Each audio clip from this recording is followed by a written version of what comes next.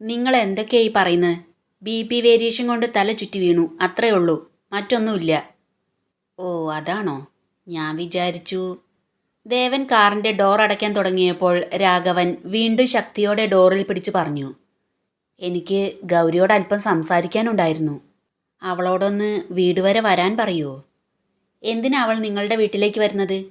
നിങ്ങളുടെ ഭാര്യയുടെ കൈത്തരിപ്പ് തീർക്കാനോ? കഴിഞ്ഞ തവണ അവൾ നിങ്ങളുടെ വീട്ടിലേക്ക് വന്നപ്പോൾ നിങ്ങളുടെ ഭാര്യ കൊടുത്തുവിട്ട സമ്മാനം ഞാൻ കണ്ടിരുന്നു അവളുടെ കവളിൽ. അവൾ എവിടെയും വരുന്നില്ല, നിങ്ങൾക്ക് പോവാം. കഴിഞ്ഞ തവണ അവൾ വീട്ടിൽ വന്നപ്പോൾ എൻ്റെ ഭാര്യ അവളെ ഒന്നും ചെയ്തിട്ടില്ല. അവൾക്ക് വേണ്ടി എൻ്റെ ഭാര്യയെ ഞാൻ അടിക്കുക ചെയ്തത്, അല്ലാതെ ഗൗരി ആരും ഒന്നും ചെയ്തിട്ടില്ല. വേണ്ട, കൂടുതൽ വിശദീകരണത്തിൻ്റെ ആവശ്യമില്ല. അവളെല്ലാം വിശദമായി തന്നെ എന്നോട് പറഞ്ഞു. നിങ്ങൾ തല്ലിയതായിരിക്കുന്ന ഞാൻ കരുതിയത്. എന്നാൽ നിങ്ങൾ അവളെ സ്നേഹം കൊണ്ട് മൂടുമായിരുന്നെന്നും ചെയ്ത തെറ്റിനെല്ലാം മാപ്പ് ചോദിച്ചെന്നും പറഞ്ഞു. അപ്പം തന്നെ എനിക്ക് മനസ്സിലായി നിങ്ങളുടെ ഭാര്യയായിരിക്കും അവളെ തല്ലിയിട്ടുണ്ടാവുക എന്ന്. അവളെ ആരും തല്ലിയിട്ടില്ല. ആ സമയത്ത് രാമകൃഷ്ണൻ അവിടെ വന്നിരുന്നു. അവളോട് മോശമായി സംസാരിക്കുന്നത് കേട്ടപ്പോൾ എനിക്ക് മനസ്സിലായി അവനെപ്പോലെ ഒരു വൃത്തികെട്ടവനുമായി അവളുടെ കല്യാണം തീരുമാനിച്ചത് എത്ര വലിയ തെറ്റായിരുന്നു എന്ന്. അതിന് ഞാൻ അവളോട് മാപ്പ് ചോദിച്ചു. അവനെ അവിടുന്ന് തല്ലി ഓടിക്കുകയും ചെയ്തു. അല്ലാതെ ഗൗരി ആരും തല്ലിയിട്ടില്ല. ടൗണിലെ പരിചയമുള്ള ഒരു ഓട്ടോക്കാരൻ പറഞ്ഞു അവളെ ആരോ വഴിയിൽ തടഞ്ഞു നിർത്തി ഉപദ്രവിക്കുന്നത് കണ്ടെന്ന്. അത് അവനായിരിക്കും. ചിലപ്പോൾ അവൻ തല്ലിയിട്ടുണ്ടാവും. അത് കേട്ടതും ദേവൻ പല്ലുകൾ കൂട്ടിത്തിരുമി.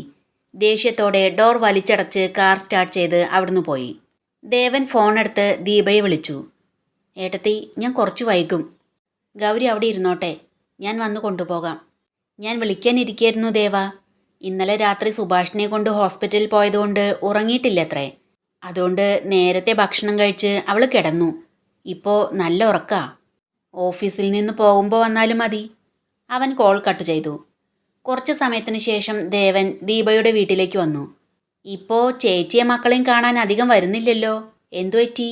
ഐഷുമ ചോദിച്ചു. കുറച്ച് തിരക്കുണ്ടായിരുന്നു, അതുകൊണ്ടാ. ദേവൻ കോളിംഗ് ബെൽ അടിച്ചപ്പോൾ ദീപ വന്ന് ഡോർ തുറന്നു.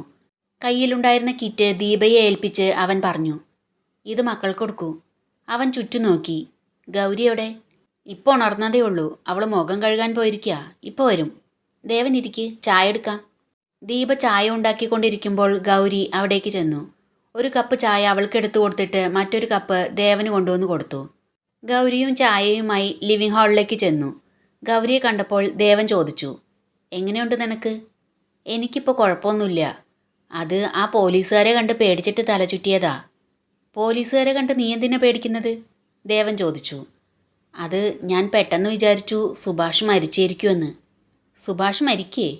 തലയിടിച്ച് വീണതുകൊണ്ട്. മഹേന്ദ്രത്തിൽ വെച്ചല്ലേ സംഭവിച്ചത്. അതുകൊണ്ട് പോലീസ് അന്വേഷണത്തിന് വരികയെന്നാണ് വിചാരിച്ചത്. അവരെന്തിനാ ഓഫീസിലേക്ക് വന്നത്? രവിയുടെ ആക്സിഡൻറ്റ് അന്വേഷിക്കാൻ പറഞ്ഞ് സ്റ്റേഷനിൽ കംപ്ലൈൻറ്റ് കൊടുത്തിരുന്നു. അതിനെക്കുറിച്ച് പറയാൻ അവർ വന്നത്. രവിയുടെ ആക്സിഡൻറ്റിൽ ദേവന് സംശയമുണ്ടോ? ഇല്ല, അതൊരു ആക്സിഡൻറ്റ് തന്നെയാ. എങ്കിലും അവർ നിർത്താതെ പോയത് എത്ര വലിയ റിസ്ക്കായി. അതിൻ്റെ സീരിയസ്നെസ് അവർക്ക് മനസ്സിലാക്കി കൊടുക്കണം. അതുകൊണ്ട് കേസുമായി മുന്നോട്ട് പോകാനാണ് തീരുമാനം. ചായ കുടിച്ച് കപ്പ് ടീപ്പോയിൽ വെച്ച് ദേവൻ പറഞ്ഞു, ഇറങ്ങാം.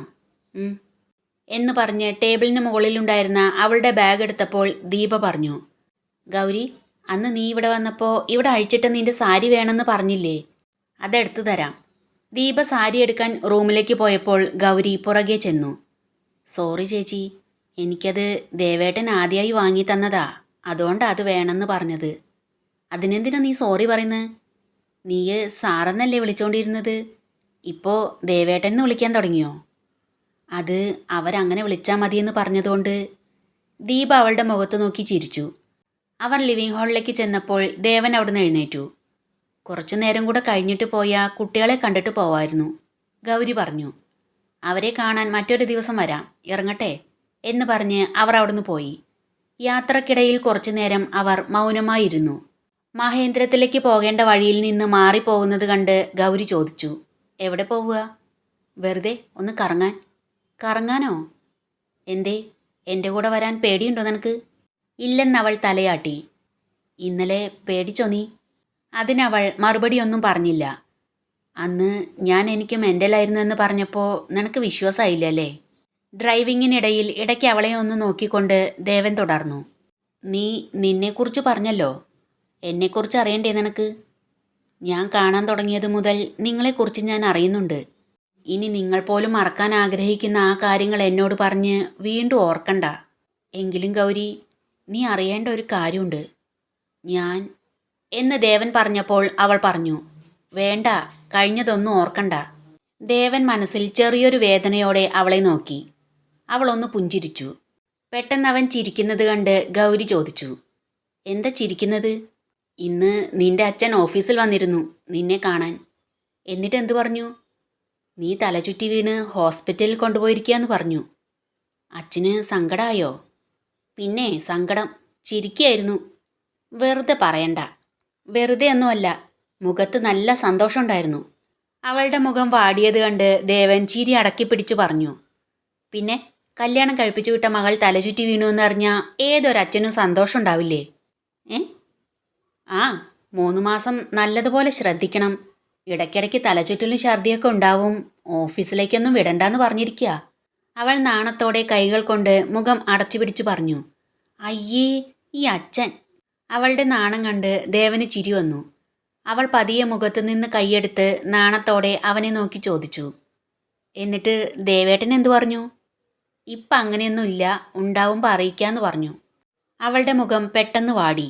ദേവൻ കാർ നേരെ കൊണ്ടു നിർത്തിയത് പ്രശസ്തമായ കോൾഡ് സ്റ്റോൺ ഐസ്ക്രീം പാർലറിന് മുന്നിലായിരുന്നു. ഗൗരി അമ്പരപ്പോടെ അവനെ നോക്കി. ഇവിടെയോ? അതെ, ഇവിടെ വന്ന നിന്റെ ഈ മുഖത്തെ വാട്ടം മാറുമെന്ന് തോന്നി. നമുക്ക് ഓരോ ഐസ്ക്രീം കഴിക്കാം. അവർ രണ്ടുപേരും പാർലറിനുള്ളിലേക്ക് കയറി. നിറയെ വെളിച്ചവും പാട്ടും നിറഞ്ഞ ആ അന്തരീക്ഷം ഗൗരിക്ക് പുതിയൊരു അനുഭവമായിരുന്നു. അവരിരുവരും കോർണറിലുള്ള ഒരു ടേബിളിന് ചുറ്റുമിരുന്നു. ദേവൻ ഐസ്ക്രീം ഓർഡർ ചെയ്തു. ഐസ്ക്രീമിൻ്റെ തണുപ്പും അവിടുത്തെ അന്തരീക്ഷവും ഗൗരിയുടെ മനസ്സിനെ വല്ലാതെ സന്തോഷിപ്പിച്ചു. ഐസ്ക്രീം കഴിച്ചു കഴിഞ്ഞ് അവർ നേരെ ബീച്ചിലേക്ക് പോയി. തിരക്കേറിയ ബീച്ചിൽ എങ്ങും ആളുകളുടെ ബഹളമായിരുന്നു. ആൾക്കൂട്ടത്തിനിടയിലൂടെ അവർ രണ്ടുപേരും ഒന്നും മിണ്ടാതെ പതിയെ നടന്നു. ദൂരെ കുറച്ചു കുട്ടികൾ ആകാശത്ത് വർണ്ണാഭമായ പട്ടങ്ങൾ പറത്തി കളിക്കുന്നത് കണ്ട് ഗൗരി കൗതുകത്തോടെ നോക്കി നിന്നു. അവളുടെ കണ്ണുകളിലെ ആ തിളക്കം ദേവൻ ശ്രദ്ധിച്ചു. അവൻ വേഗം ചെന്ന് 2 പട്ടങ്ങൾ വാങ്ങി തിരിച്ചെത്തി. അതിലൊരെണ്ണം ഗൗരിക്ക് നേരെ നീട്ടിയപ്പോൾ ഒരു കൊച്ചുകുട്ടിയെപ്പോലെ അവൾ സന്തോഷം കൊണ്ട് തുള്ളിച്ചാടി. അവർ ഇരുവരും ചേർന്ന് സന്തോഷത്തോടെ പട്ടം പറത്തി. എന്നാൽ അപ്രതീക്ഷിതമായി വീശിയ കാറ്റിൻ്റെ ശക്തിയിൽ ഗൗരിയുടെ പട്ടത്തിൻ്റെ നൂൽ പൊട്ടിപ്പോയി. ആകാശത്തുയർന്നു പൊങ്ങിയ തൻ്റെ പട്ടം ദൂരേക്ക് പറന്നകന്നപ്പോൾ ഗൗരിയുടെ മുഖത്ത് സങ്കടം നിഴലിച്ചു. അത് കണ്ട ദേവൻ ഉടൻ തന്നെ തൻ്റെ കയ്യിലിരുന്ന പട്ടം അവൾക്ക് നേരെ നീട്ടി. എടുത്തോ എന്ന് സ്നേഹത്തോടെ പറഞ്ഞ് അവൻ അല്പം അകലെയുള്ള മണൽപ്പരപ്പിൽ പോയിരുന്നു. താൻ മാത്രം പട്ടം പറത്തുന്നതിൽ എന്തോ ഒരു അപൂർണത അവൾക്ക് തോന്നി. അവൻ കൂടെയില്ലാതെ ഒറ്റയ്ക്ക് പറത്തുന്നത് അത്ര രസമായി അവൾക്ക് തോന്നിയില്ല. പെട്ടെന്ന് തന്നെ ആ പട്ടം താഴെ ഇറക്കി അവൾ ഓടിച്ചെന്ന് അവൻ്റെ അരികിൽ മണലിലിരുന്നു. അവരെ തേടിയെന്നോണം തിരമാലകൾ അവർക്കരികിലേക്ക് ഓടിയെത്തി.